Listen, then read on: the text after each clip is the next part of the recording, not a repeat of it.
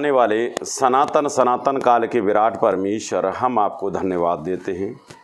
अगम ज्योति में निवास करने वाले सर्वशक्तिमान, सर्वव्यापी, सर्वज्ञानी, अद्वितीय, पराक्रमी, सामर्थ्य और जीवित अनुग्रहकारी दयालु परमेश्वर, हम आपको धन्यवाद देते हैं। यारे प्रभु, आज के इस विशेष महत्वपूर्ण दिन के दिन हम फिर आपके सम्मुख आते हैं कि आपके चरणों में बैठकर हम वो आराधना करें, हम प्रार्थना करें, हम आपके नाम को ऊंचा करें, हम आपके नाम की बढ़ाई करें।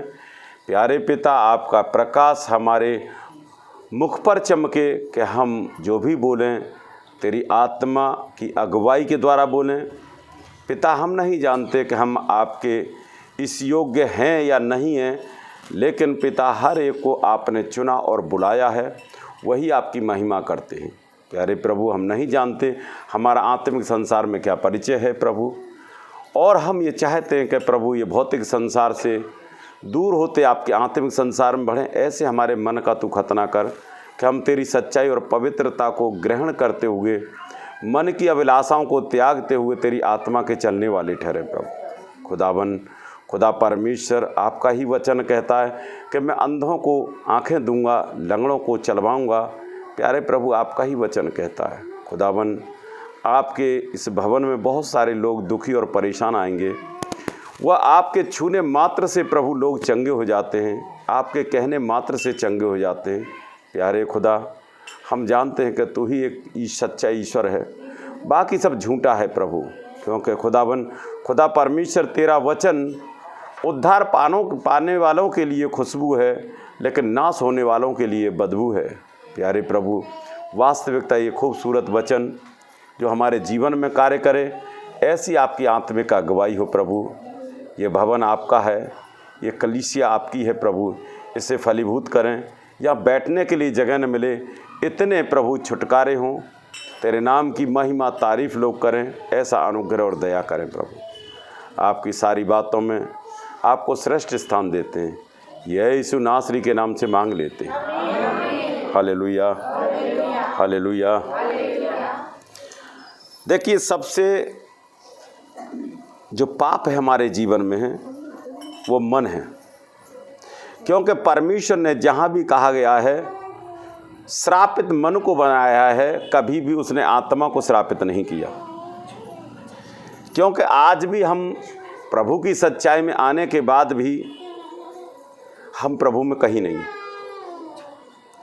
क्योंकि आज भी हमारे अंदर जो संसार की अभिलाषाएं हैं वो आज भी दिन प्रतिदिन बढ़ रही हैं, घट नहीं रही हैं। क्योंकि हम ये देखते हैं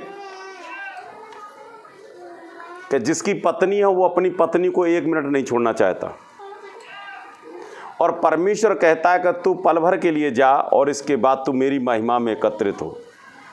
यदि हम अपने परिवार में, अपनी पत्नी में, अपने घर में ही मन लगाए रहेंगे तो हम प्रभु में कभी नहीं बढ़ सकते। क्योंकि उसने कहा है कि तू मुझसे प्रेम करता है तो इस संसार का इनकार कर, लेकिन हमारा मन इनकार नहीं करता। हम जा तो रहें काम पर, लेकिन हमारी मन जो है घर की तरफ है कि हमारी पत्नी पता ना कहाँ है, बच्चे कहाँ हैं, तो कहाँ रहा हमारा मन? केवल संसार की तरफ। और जब तक हम अपने मन से संसार को नहीं त्यागेंगे, हम प्रभु में कहीं भी बढ़ नहीं सकते। इसीलिए परमेश्वर ने कहा है, श्रापित है वो मनुष्य जो मन की बातों पर विश्वास करता है। यदि हम आज भी संसार में चल रहे हैं और संसार की बातों पर ही मन लगा रहे हैं, तो आप अपने आप को प्रभु में कहीं मत समझिए, क्योंकि आपका परिचय भी कहीं नहीं हुआ है। आप बेशक रोज प्रभु प्रभु चिल्लाते हो, आपका आत्मिक संसार में कोई परिचय नहीं है। क्योंकि जब आत्मिक संसार में आपका परिचय हो जाएगा तो आप स्वयं ही, परमेश्वर आपकी संसार की अभिलाषाओं का त्याग करता चला जाएगा। क्योंकि परमेश्वर कहता है कि तू संपूर्ण मन से मुझसे प्रेम कर कि मैं तुझे वहाँ तक ले जाऊँ जहाँ तक तूने कभी सोचा नहीं। क्योंकि जहाँ भी उसने कहा है कि अपने मन फिराओ, मन फिराओ की बातें एक जगह नहीं, बाइबल में कम से कम बहुत जगह लिखी हुई है। क्यों कहा गया? क्योंकि सबसे अधिक श्राप जो है उस मन को ही है। अभी हम मन की कल्पनाओं में देखें तो कोई सुंदर महिला दिखती है तो आत्मा नहीं बोलती है, वो मन ही बोलता है कि कितनी सुंदर है। यदि मेरी पत्नी होती, ये होता, वो होता, मतलब बहुत सारी कल्पना मन में लोगों के पाप आती हैं।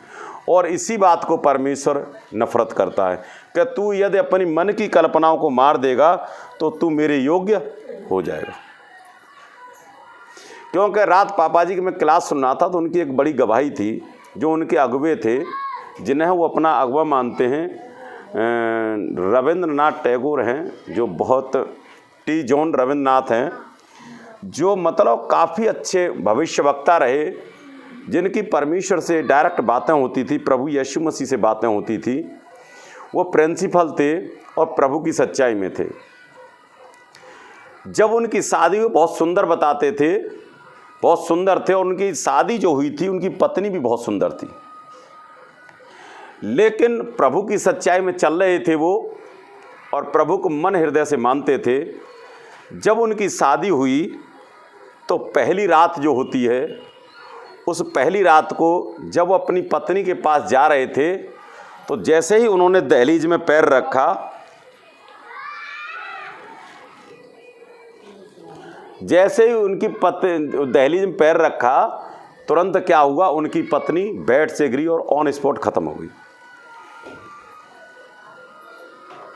जब खत्म हो गई तो लोग क्या प्रभु को दोष देते, क्या कहते, प्रभु हम तो तेरी सच्चाई में, फिर भी ऐसा कैसे हो गया, कैसे हमारी पत्नी मर गई। क्योंकि लोग अपनी आकांक्षाओं को, अपनी ज़रूरतों को परमेश्वर के ऊपर थोपते हैं कि आखिर कैसे मर गई परमेश्वर, हम तेरे वचन में हैं, कैसे ये हो गया हम तेरे वचन में। क्योंकि परमेश्वर को लोग ताहना देने में कभी भी चूक करते हैं।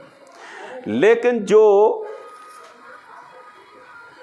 रविन्द्रनाथ जी थे, उन्होंने उसके लिए कोई अफसोस नहीं जाहिर किया और उन्होंने अपना उठाया, नौकरी का परित्याग कर दिया और जाके भरे जंगल में जाके अपनी तपस्या शुरू कर दी।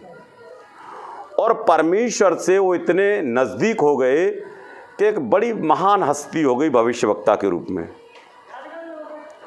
लोग आसपास के सब जानते थे और परमेश्वर जो प्रभु उनसे बैठ के बातें करते थे। लेकिन जब रविन्द्रनाथ जी तपस्या करके कहीं गांव की तरफ जा रहे थे तो उन्होंने बस देखी और बस को हाथ दिया। क्योंकि आदमी जब प्रभु का काम करता है और प्रभु को पसंद करता है तो सब लोग जान जाते हैं कि हाँ ये प्रभु के दास हैं। तो बस वाले ने बस रोक ली और बस में भीड़ थी, इसलिए उन्हें कहीं सीट नहीं मिली। तो ड्राइवर ने क्या किया, कंडक्टर ने अपनी सीट छोड़ दी और उन्हें सीट दे दी। देने के बाद में वो चलते रहे, बहुत सारी बातें हुई यहाँ पे। इसके बाद जब उतरे तो एक महिला थी, उसका बच्चा बड़ा सुंदर था। क्योंकि रविन्द्रनाथ जी बहुत सुंदर थे, उनकी पत्नी भी बहुत सुंदर थी। जब वो महिला उस बच्चे को लेकर आई तो बच्चा बड़ा सुंदर था। उनके मन में एक कल्पना जागृत हुई कि काश प्रभु मेरी पत्नी होती तो मेरे भी बच्चे, जैसा मैं सुंदर हूँ मेरी पत्नी सुंदर है तो मेरा बच्चा भी बहुत सुंदर होता। ये कल्पना उनके मन में आई और वो कल्पना उनके हृदय में बसी। लेकिन जब शाम को 10 बजे जब प्रभु की उपस्थिति में गए, तो उन्हें अपने आप में खालीपन एहसास हुआ। जब खालीपन एहसास हुआ तो उन्हें ये लगा कि प्रभु मुझसे बहुत दूर हो गया। रात भर लगे रहे, दिन हो गया, लेकिन प्रभु से बातें नहीं।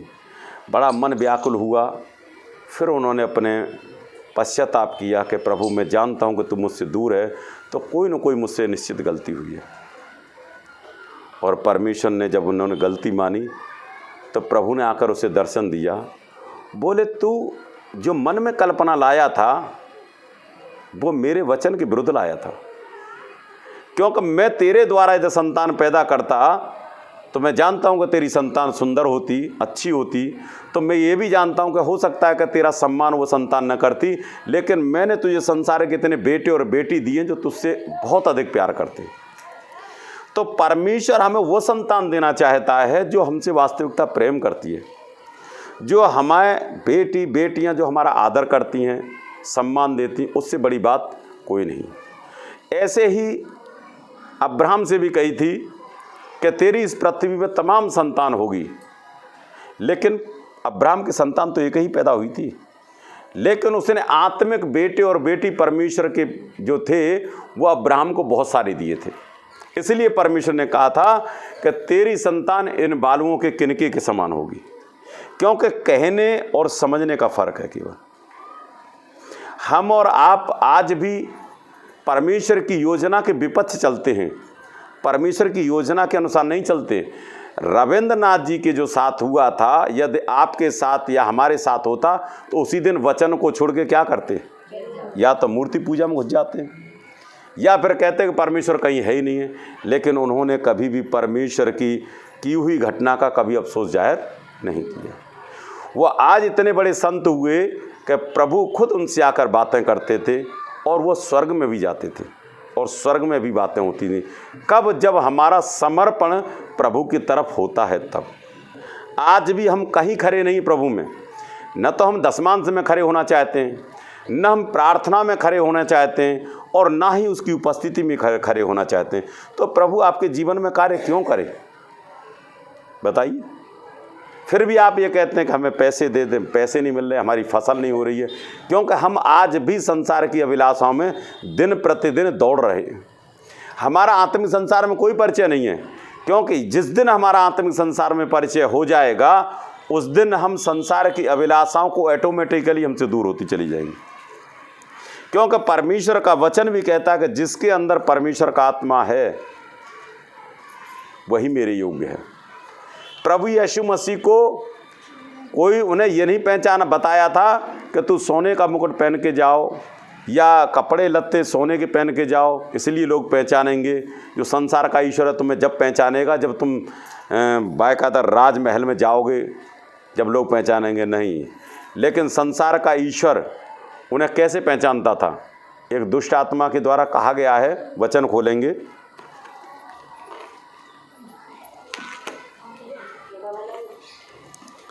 मरकुस 5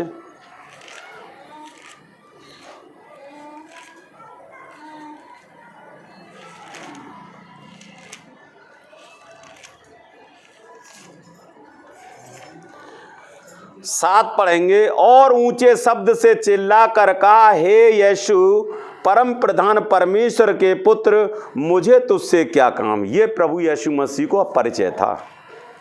वो अपने आप नहीं कर रहा था, वो संसार का ईश्वर जिनके अधीन जो दुष्ट आत्माएं काम करती वो परिचय दे रही हैं कि तू परम प्रधान परमेश्वर का पुत्र यीशु है। क्या हमारा कभी भी परिचय किसी के सामने आया है इस तरीके से? कभी पहचान हुई हमारी? इसी तरह निकालेंगे, प्रेरितों 16 में निकालेंगे। क्या ये अभी मैंने बताया 58 नया नियम, पीछे पीछे होगा, पीछे प्रेरितों के कार्य 16 में निकालेंगे।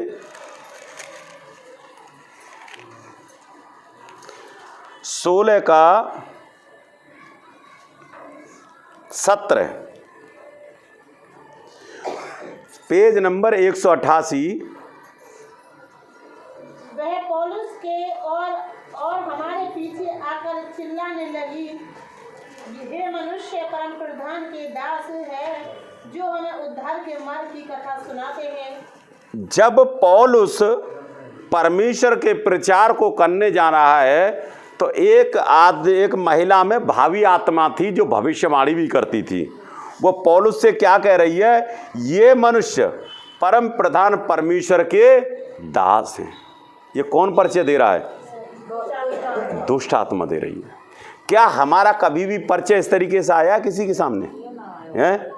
जब हमारा कोई परिचय नहीं आया है तो अभी भी हम आत्मिक संसार में बिल्कुल जीरो हैं। आज भी हम कहें कि प्रभु में बहुत हैं, हम प्रभु में शून्य हैं, क्योंकि हमारा आत्मिक संसार में परिचय नहीं है। भौतिक संसार में ये परिचय है कि हम वकील हैं, हम वकालत करते हैं, ये परिचय है हमारा भौतिक संसार में। क्योंकि हमने कभी भी आत्मिक संसार में अपना परिचय परमेश्वर से कभी मांगा ही नहीं है। हमने मांगा है तो क्या मांगा है कि आज मेरे पास मकान नहीं है, आज मेरे पास गाड़ी नहीं है, आज मेरे पास बीबी नहीं है, आज मेरा बंगला नहीं है, केवल मांगा तो यह है। आपने कभी भी अपना आत्मिक संसार में कोई परिचय मांगा है? हैं? जब हमने आत्मिक संसार में कोई परिचय नहीं मांगा तो हमारा परिचय होगा कहाँ? मांगा तो हमने संसार से है ना, संसार की चीज़ों को मांगा है तो संसार का हमारा परिचय है। क्योंकि हम प्रार्थनाओं में संसार की चीज़ों को मांगते हैं, कभी भी परमेश्वर से वो नहीं मांगते जो हमसे परमेश्वर चाहता है। कभी भी हम प्रार्थना में ये नहीं मांगते कि परमेश्वर आपकी इच्छा हमारे जीवन से है क्या, हमें क्यों बुलाया है तूने वचन में, हमसे क्या करवाना चाहता है। क्या प्रभु यीशु मसीह ने कभी संसार की चीज़ें मांगी? प्रभु यीशु मसीह ने कहा कि जो मेरे पिता की इच्छा है उस इच्छा को मैं पूरी कर सकूं, यही मेरा जीवन हो। लेकिन हम क्या करते हैं, हम तो कहते हैं कि परमेश्वर हम अपनी बीवी की इच्छा पूरी कर सकें, हम अपने बच्चों की इच्छा पूरी कर सकें, हमारे घर की ज़रूरतें पूरी कर सकें, यही मेरा जीवन है। ये समझ रहे कोई स्वर्ग नहीं है। वो ख्वाब भूल जाओ, उसका उद्धार भी हो जाएगा। यहाँ आपको सुख शांति समृद्धि मिल सकती है, लेकिन जो पिता के पास जाएगा उसे पिता के योग्य बनना पड़ेगा। जिस प्रकार हमारा प्रभु यीशु मसीह तैयार हुआ, प्रभु यीशु मसीह ने कभी भी अपनी इच्छा को जाहिर नहीं किया, हमेशा परमेश्वर की इच्छा को पूछा। और वो एक बंदा आया और उसने हजारों परमेश्वर के बेटे और बेटी बनाकर तैयार कर दिए। क्योंकि परमेश्वर अपनी महिमा इंसानों से कराएगा, खुद कभी नहीं करने आएगा। लेकिन हम परमेश्वर पर उंगली उठा देते हैं, लेकिन हम अपने अंदर झांक के नहीं देखते कि वास्तविकता हम परमेश्वर की योग्य हैं। क्या परमेश्वर की योग्य चल रहे हैं? क्या परमेश्वर की बातों को सुन रहे हैं? क्या परमेश्वर की आज्ञा और विधियां जो दी गई हैं उनका पालन कर रहे हैं? नहीं। हम यदि उनकी आज्ञा और विधियों का पालन नहीं कर रहे तो हम परमेश्वर की योग्य नहीं हैं। आज यदि आपका बेटा है, यदि आपके कहे अनुसार आपके कार्य को करता है तो आपको बड़ा प्रिय लगता है। और यदि आपका बेटा है और आपके कहे अनुसार नहीं कर रहा और कल नशा करने लगे तो क्या वो तुम्हें प्रिय लगेगा? प्रभु में चलने के बाद लोग आज भी न गुटखा छोड़ते हैं, न पान छोड़ते हैं, न तम्बाकू छोड़ते हैं, न बुराई करना छोड़ते हैं, और ना ही प्रभु से दूर रहकर भी वो प्रभु को नज़दीक नहीं जानते। क्या हमारे अंदर वो बदलाव है? हम आज भी संसार में डूबे हुए हैं, आज भी संसार की ज़रूरतों को पूरे कर रहे हैं। परमेश्वर आपसे ये नहीं कहता कि आपकी धन होगा तभी मैं तेरी महिमा मानूंगा, तेरे बच्चे बहुत होंगे तभी ज़्यादा मानूंगा, तेरी पत्नी ज़्यादा सुंदर होगी तभी मानूंगा। ये कभी प्रभु नहीं कहता। वह तो केवल कहता है कि तू मेरे योग्य अपने आप को तैयार कर। जब तक हम अपने आप को परमेश्वर की योग्य तैयार नहीं करेंगे तब तक परमेश्वर हमारे साथ कभी नहीं होगा। वचन खोलेंगे यशायाह में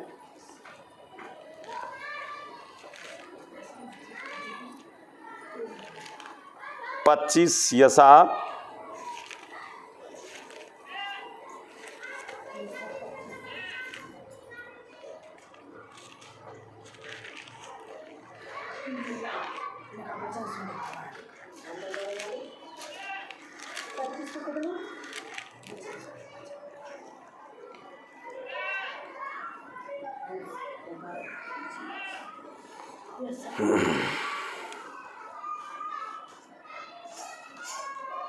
2 तो पता ना कहाँ चला, बच नहीं गया वो। चलो छोड़ो, निकालेंगे सपन्या, वो तो कहीं वो है ये, उसमें लिखा था मैं उन्हें इतना बल ताकत दूंगा कि आपके समान उड़ेंगे, वो कभी भी थकेंगे नहीं, कभी हारेंगे नहीं। हैं कहा? हाँ यशामी शायद कन्फर्म ना मुझे, वो जब देख रहा था मैं उस टाइम। ठीक है, सपन्या, वो काब के समान, वो न कभी थकेंगे न कभी हारेंगे। शपन्या निकालेंगे 1 में, 1 का 2 से पढ़ेंगे।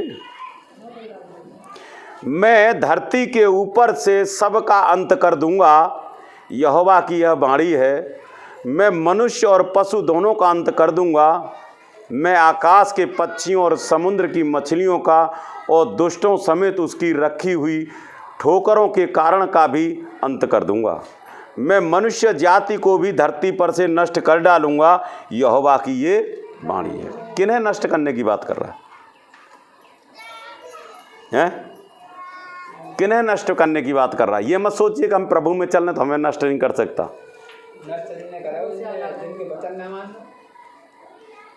मैं यहूदा पर और यरूशलेम के सब रहने वालों पर हाथ उठाऊंगा और इस स्थान में बाल के बचे हुओं को और याजकों समेत देवताओं के पुजारियों के नाम भी नष्ट कर दूंगा। बाल कौन था? अन्य जातियों का देवता। वो कहता उस देवताओं को ही खत्म कर दूंगा और जो पुजारी थे उन्हें भी मैं कर दूंगा।